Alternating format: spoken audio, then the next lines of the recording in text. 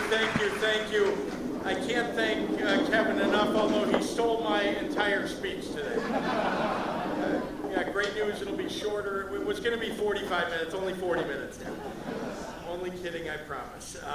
But I really am proud to have been a supporter of Kevin's during the 2018 campaign.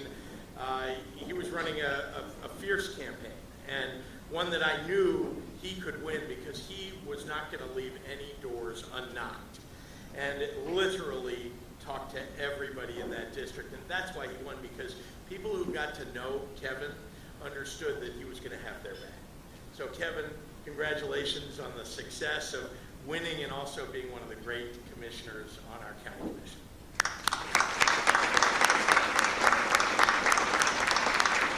Well, what an honor it is to be with all of you and to celebrate the incredible work that the Victory Fund does to elect LGBTQ plus candidates up and down the ballot here in Illinois. And I've now met so many candidates and office holders from around the region that are here today. So Kentucky, raise your hand. Shout out, where are you? There you go. What about Indiana? There we go. And Wisconsin.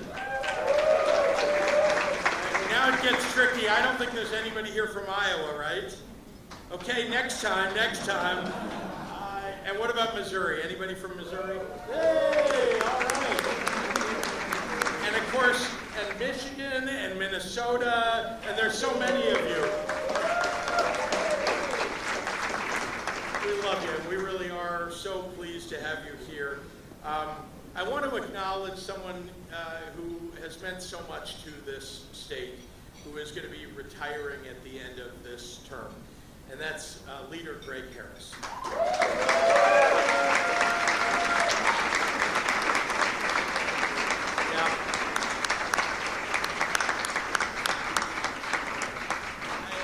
I'm sorry, Greg, I know you don't like to, this is like your 75th tribute that you're going to get, but I know you hate all of that, but we're going to do it anyway. I just want you to know, I mean, as many of you know, he was the first openly gay person in Illinois to become a member of the legislative leadership, and I've had the great pleasure of working with him in the Capitol, in his official position, and of course, to be a friend of his. And I have to tell you that we've gotten some of the most important legislation passed during the last 4 years with his leadership as majority leader in the House of Representatives. We could talk about all of it. In a moment, I'm going to mention some of the things that Kevin mentioned and a few others. But I also want to talk about things that aren't specific to the LGBTQ plus community, but hugely important to all of us. And that's, and again, this is with Greg's leadership, a massive increase in mental health and substance use treatment. 4 balanced budgets and the first tax rebates in more than 20 years. He's paved the way for really a generation of LGBTQ Illinoisans to see themselves represented in government and in high office.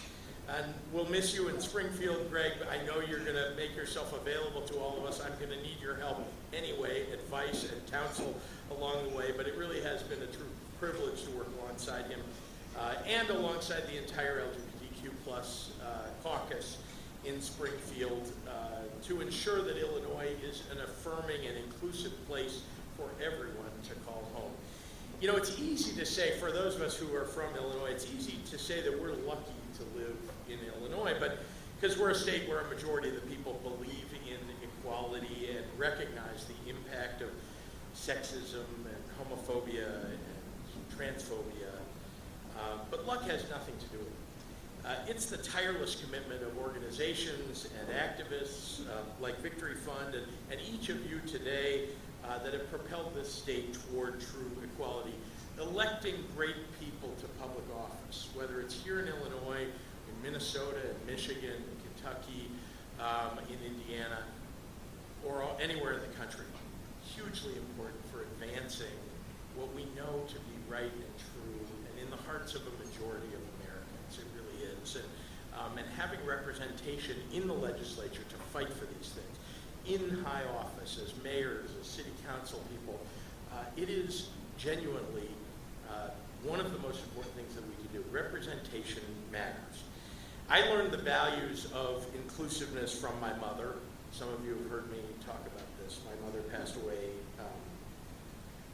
it's now 40 years ago. She was an activist for LGBTQ rights in the 1970s.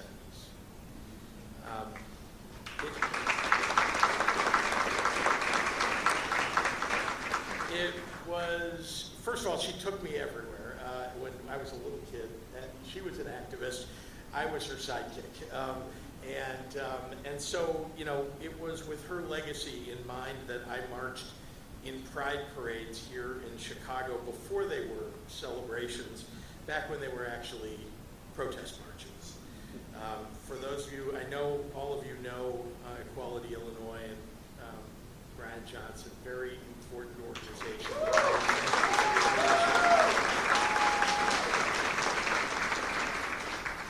But there was a Johnson before you.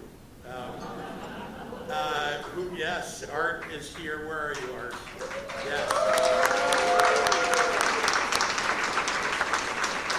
And before it was Equality Illinois, it was the Illinois Federation for Human Rights, and such an important leader. And I have to say that as somebody who marched with the Federation for Human Rights, it was an honor. It was an honor to stand with all of you. And today, so much has been accomplished. And I knew that if I ran for governor and became governor, that I would have to be a leader on this for my own sake, for my mother's sake, for her memory. And I told you that it would be my priority to lift up those who too often have been left out and left behind. We've worked every day to shape a safer Illinois where everyone is treated with dignity.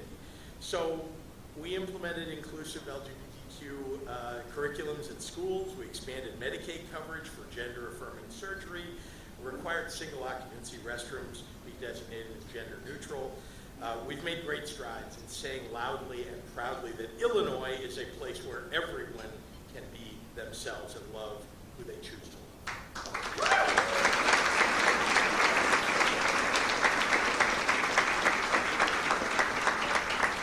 We made Illinois the second state in the nation to repeal the outdated HIV criminalization law and put in place Getting to Zero, a plan to end HIV once and for all.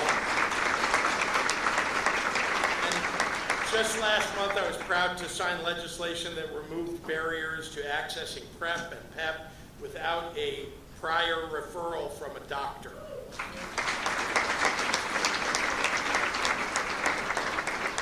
These were all collective efforts of many people in this room and so many others. We modernized birth and marriage certificates to include updated gender-neutral language and we also expanded infertility insurance coverage to LGBTQ+ families.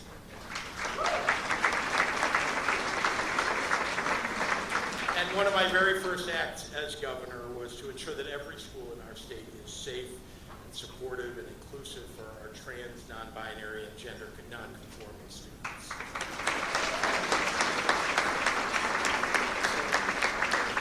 Unlike in Ron DeSantis' Florida, here in Illinois, we not only say gay, but we do so proudly and loudly.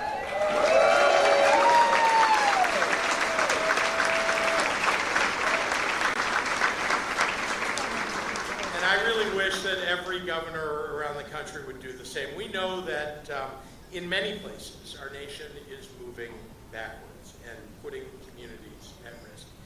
Even here in Illinois, MAGA Republicans have nominated Darren Bailey for governor, and he's part of a national Republican effort to impose their shameful, homophobic, transphobic, racist, sexist agenda on our state. But let me be clear, so long as I am governor, LGBTQ rights are here to stay.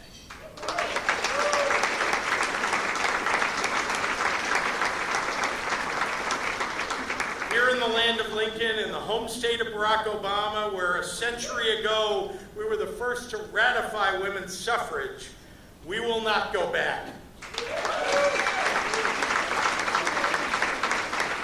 Together with all of your advocacy see, we must continue our fight for the rights of every queer or marginalized resident. Together we can build not just a state, but an entire nation that is open, affirming, and welcoming to all people. So I want to thank you all for the opportunity to share such an important morning with you. I want to congratulate so many of you for taking the opportunity in your lives to jump at running for office. It's not easy. It's not easy, but we are with you. We support you. Victory Fund is with you. And when you win, we will celebrate you. Thank you so much for having me.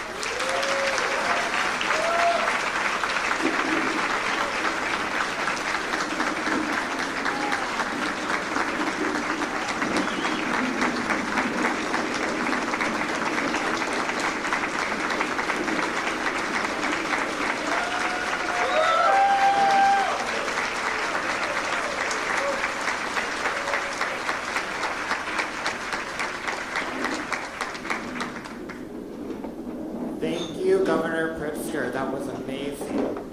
Please welcome to the stage Midwest Champaign Brunch co-chairs Kim Hunt and Eric Wilkerson.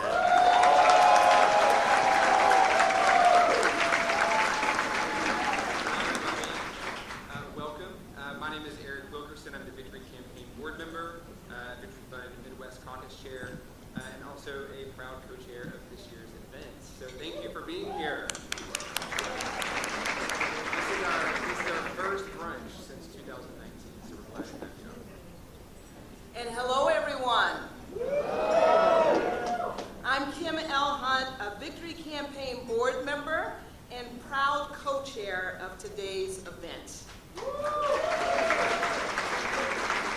So Eric and I, along with some incredible folks, have been working on this event all year. And we are both so excited to see it come together and to have all of you with us. Have you seen this crowd? The crowd. As Kim alluded to, and as many of you know, it takes a village to make something like this happen. So we want to say thank you to a lot of people. First, the Victory Fund staff.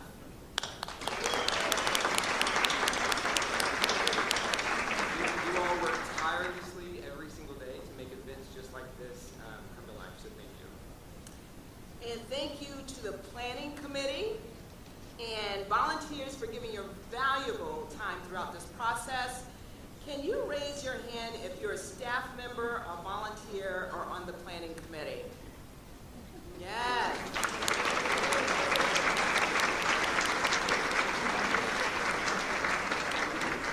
Some of you are a little hesitant. It's all good. And of course, thank you to City Winery and their team and all the staff here today. Thank you for the refills on the mimosas and all the things. Let's give them a round of applause too.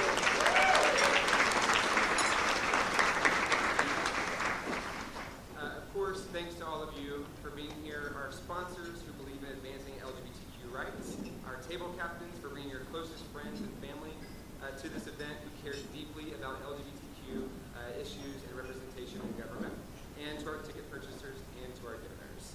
Yes.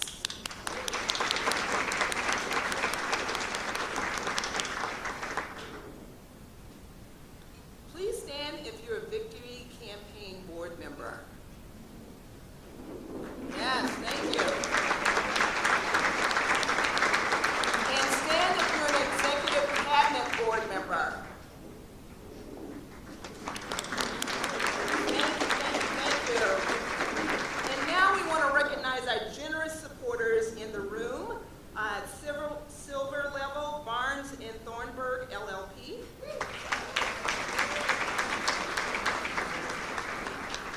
The lovely Clark Follett and Robert Cole. T-Mobile. Wade Briggs. And our bronze level supporters, Aaron Shaler, sorry if I'm pronouncing it wrong, Rebecca Mortgage, and Open Hope United. We also want to thank our hard-working table captains who help bring such incredible people into this room today. German Gonzalez, Justin DeJong, Jinsu Ha, Precious Brady Davis, Eric Wilkerson, and of course, the fabulous Kim Hunt. So, those of you who've attended this event in the past, you may have noticed a change in the title. We used to be known as the Chicago Champagne Brunch. We are now known as the Midwest Champagne Brunch. And that's for one simple reason. That is because of the great work that's happening in our region right now, as the governor alluded to earlier. So welcome. Thank you. We're so excited to be expanding this event to include more Midwestern officials and supporters. So thank you. all right, y'all. And now, we welcome Mayor Anise Parker, Victory Fund CEO, to the stage.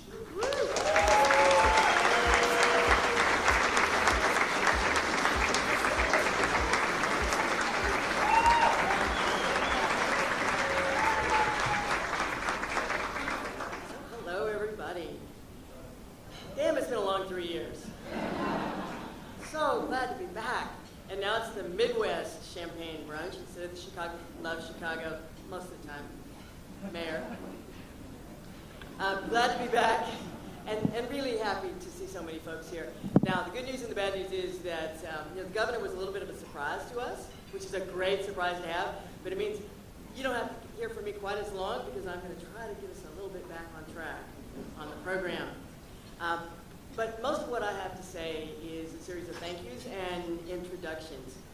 And I will do that as expeditiously as possible. And again, another big thanks to the City Winery Chicago. This is a great space. And Mayor Lightfoot assures me it's a great place to come back and listen to the music. So I hope you will do that at some point. We have a number of board members here as an aside, I live in Houston. We have brunches all across the country. I look forward to the day that my governor sees fit to come to one of our brunches.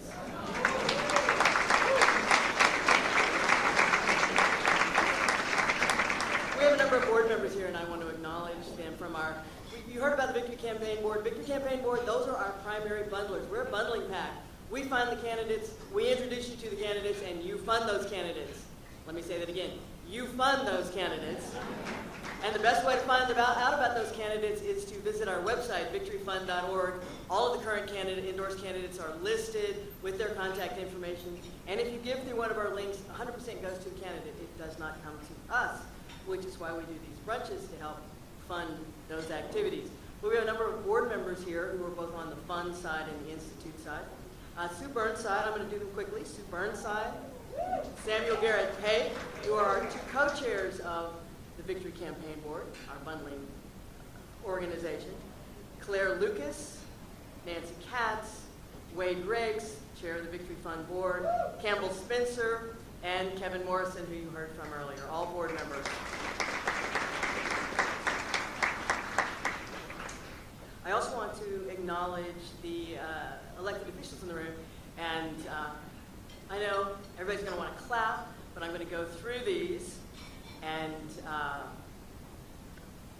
just bear with me because there's a lot of them, and that is really a lot of fun and very important. And I want you to listen to the kinds of jobs that these elected officials do because that's important. Because we're a pipeline organization. No other national organization works down ballot. And why are those down ballot races important? Because it is a pipeline and some of those folks will be holding significant offices in the future. Now, we've already referenced Illinois State House Majority Leader Greg Harris, Illinois State Senator Mike Simmons. And you can stand if you wish, and just stay standing. That's the best way to do it. Illinois State Representative Kelly Cassidy, Illinois State Representative Lamont Robinson, Kentucky State Representative Keturah Herron, Michigan State State Representative Lori Pahutsky. Minnesota State Representative Heather Keeler. Missouri State Representative Phil Cristofanelli. And let me point out that Victory is a bipartisan organization, and we love our Republican elected officials. Thank you for being here. Missouri State Representative Ian Mackey. Wisconsin State Assembly Minority Leader Greta Neubauer. Madison Mayor Satya Rhodes Conway. Minneapolis City Council President Andrea Jenkins. Southfield City Council Member Jason Hoskins. Chicago City Alderman James Kappelman. Chicago City Alderman Carlos Ramirez Rosa. Metropolitan Water Reclamation District of Greater Chicago Commissioner Marcelino Garcia. Cook County Commissioner Kevin Morrison. Washtenaw County Commissioner Jason Morgan. Arlington Heights Memorial Library Board of Trustees member Debbie Smart. Evanston School Board member Elizabeth Lindsay Ryan. Yes, props to school board members right now. East Aurora School Board member Alex Arroyo. Bloomington, Indiana City Clerk Nicole Bolden. Avon Township Clerk Crystal Larson. Presidential appointee EPA Regional Administrator Region 5 Deborah Shore.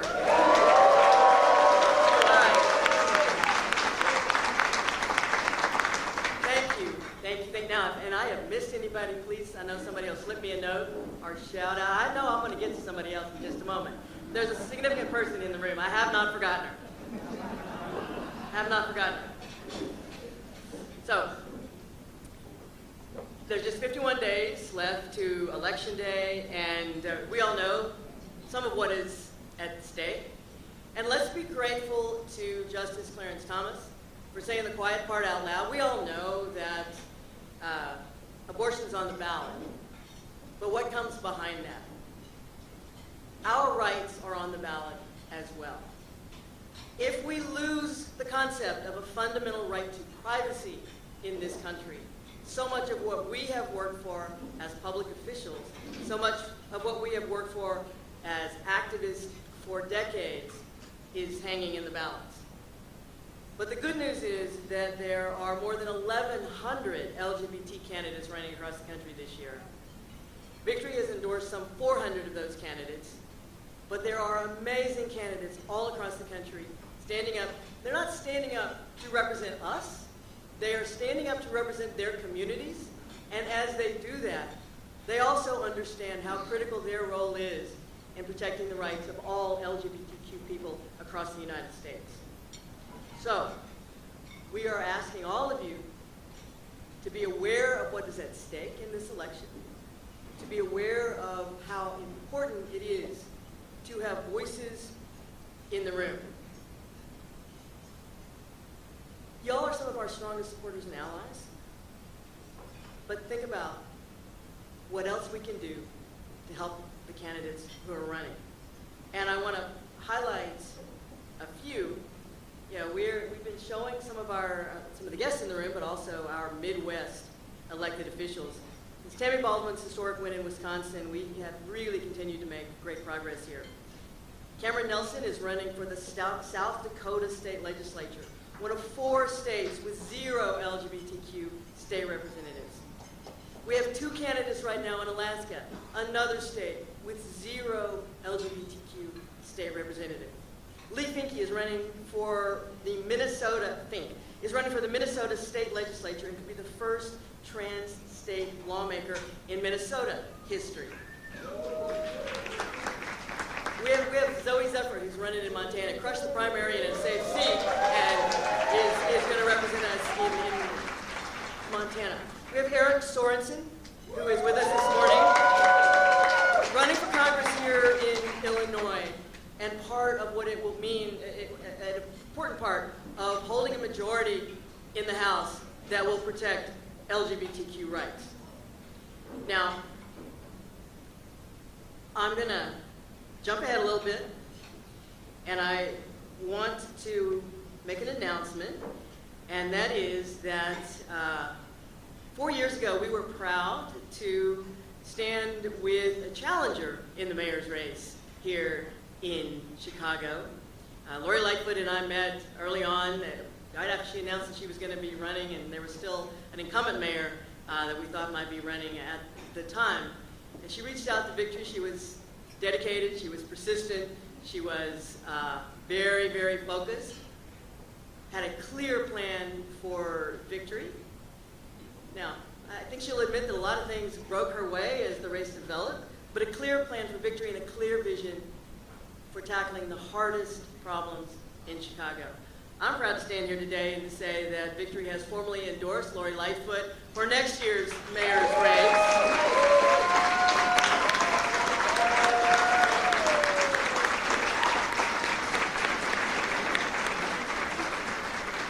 And we look forward to doing everything we can to make sure that she continues to serve the folks in Chicago.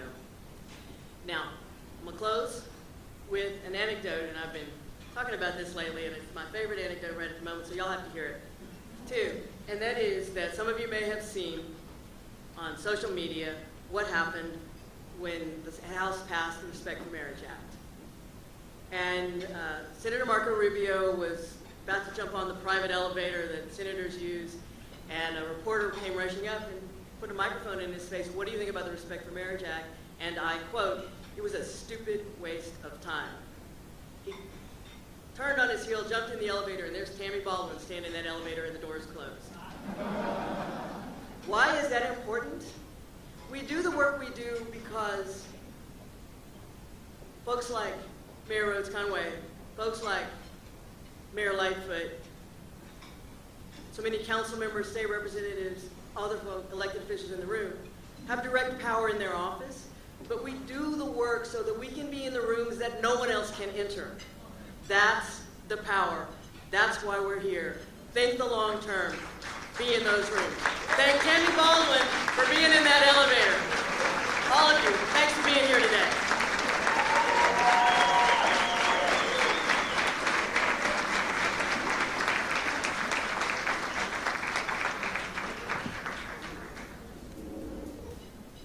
Please welcome to the stage your mayor, Lori Lightfoot.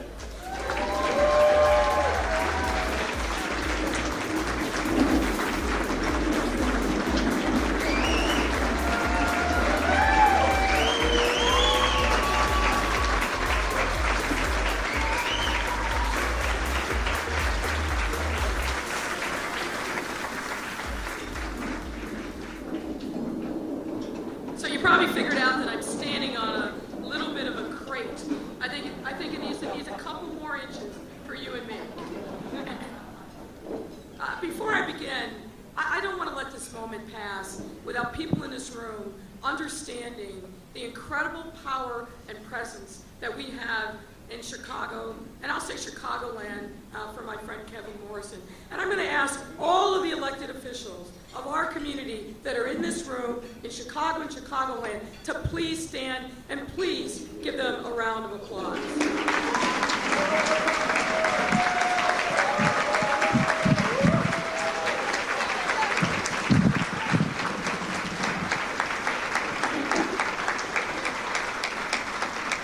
What you see, ladies and gentlemen, is decades in the making.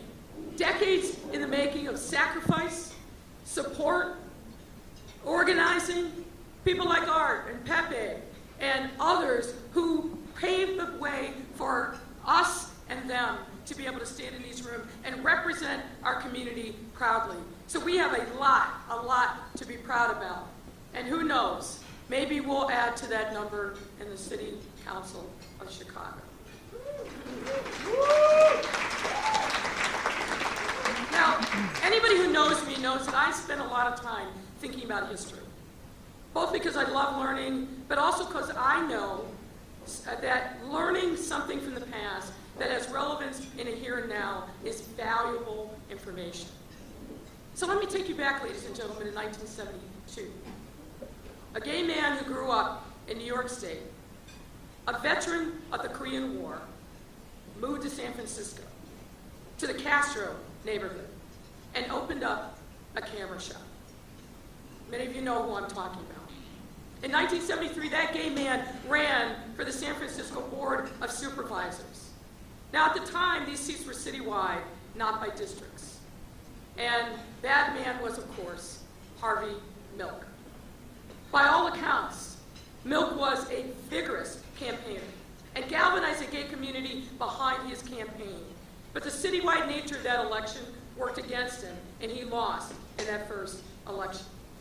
But he persisted, and he eventually won in 1977.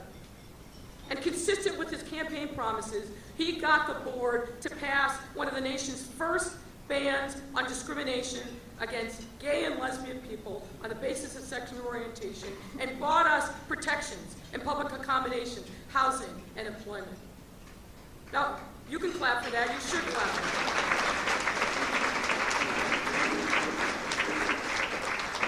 that. And what are the important lessons that we can learn from just this little vignette about Harvey Milk's ascendancy to be the first gay elected official in U.S. history?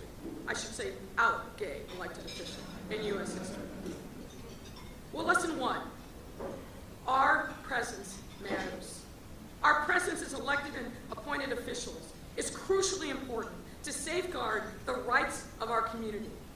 And to borrow from the Victory Fund's mantra, quote, representation is power. And indeed it is. Harvey Milk was number one. And through the work of the Victory Fund, so many activists and organizations over the years, we are now up to 1,043. But we need more, many, many more to join the ranks at all levels of government. Lesson two, allyship matters. Milk was able to pass that historic anti-discrimination law because he got 10 other commissioners, supervisors, to agree, and Mayor Moscone to sign it. And when we look at what's happening across the country, the attacks on our very existence is manifesting itself everywhere. The Don't Say Gay laws in Florida, the attacks on trans children and their families, banning books, banning thought and discussion, but also the striking down of Roe, the threats in Justice Thomas's concurrence to roll back the rights of contraception, interracial marriage, and criminalize sex between consenting same-gender adults, and of course, gay marriage. These related issues may not be making national news every single day, but the forces that are working against us, who do not see our humanity and will never recognize or respect our rights as citizens. To be clear, they are hard at work, organizing, raising money, and actively working to take us back to a time before Stonewall, before Harvey Milk, and force us back into the closet. It's not just about being in the closet. It's about refusing our ability to recognize ourselves and our humanity and express ourselves as human beings worthy of dignity and respect. And let me just say, if we do not build allies across the civil rights community, straight and gay, we will lose big, and it will take decades for us to recover. So we need to work on building those alliances. And folks in this room, do not be content. Do not sit any fight out. Everywhere on the ballot, from the governor on down, to the local school board, to the local library board, we need to make sure that we are showing up and that we educate ourselves about who it is that's going to be making decisions on our behalf. We have got to build those alliances and be ready because the fight is at our doorstep now.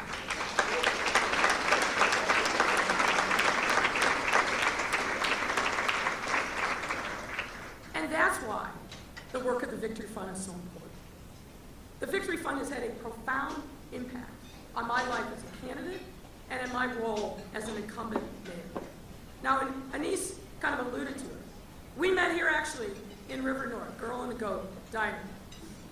And, you know, I had my work ready and made the case for why the Victory Fund should take my candidacy seriously, even though at the time I was running against an incumbent mayor. And she asked the appropriate questions and was polite, but I'm sure she walked away thinking, yeah, no chance. But, you know, like any good lesbian, I pursued her. I cornered her so she couldn't look away. And when that endorsement came, it made a difference. It made my campaign relevant. It put it on the map and made people who are looking, not only here in Chicago and Illinois, but across the country say, maybe we should pay attention to it. And that was less about me, but more about the power of the Victory Fund. And it changed the game for me. So a black lesbian taking the reins of the nation's third largest city absolutely is an historic moment.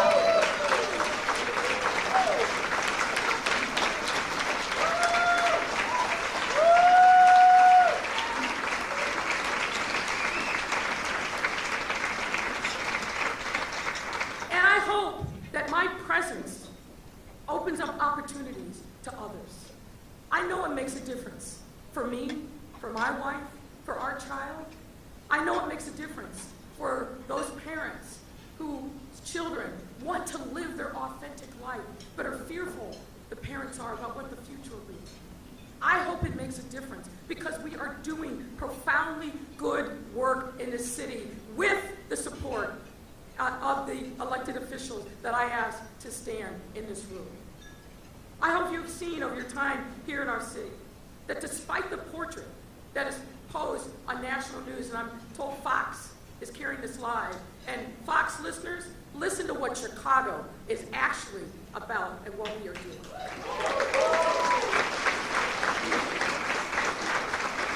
Our economy is the envy of the nation. Our businesses are thriving. And we are working hard to stitch back the social safety net that was frayed before COVID but fell apart during COVID. We have made sure that we have put together the most progressive policies to support workers, to support immigrants and refugees, small businesses, the environment, historically disinvested neighborhoods, affordable housing. The point is that we will continue to right historic wrongs and make sure that all of our 77 neighborhoods are dealt into the prosperity of one of the greatest cities on the planet.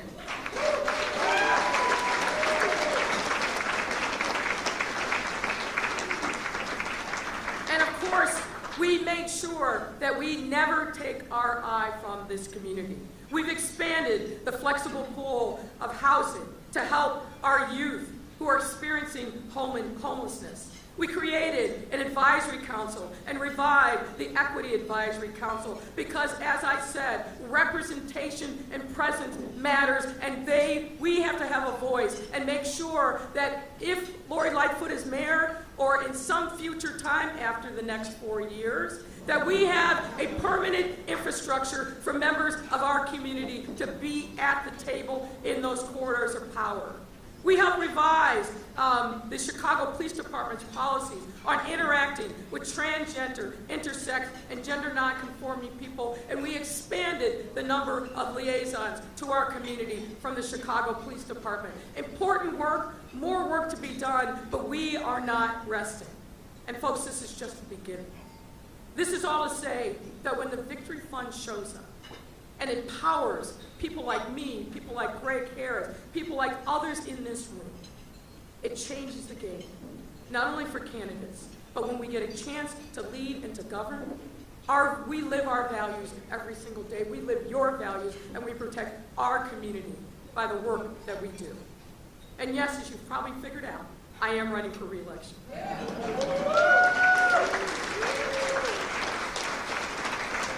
And this second endorsement is such a tremendous honor. And I hope those of you who are here in Chicago and listening across the country, that you will follow the Victory Fund's lead, spread the word, write a check, and help me and others like me to fight for our rights. In this city, in this state, in this country, we cannot allow those who do not respect or recognize the value of our lives, they can't win. And they won't win if we stand up, if we fight back, and we make sure that we say in a loud and clear voice, we will never step back. We are proud of who we are. There's more to accomplish, and we are on this fight and this journey together. Thank you all.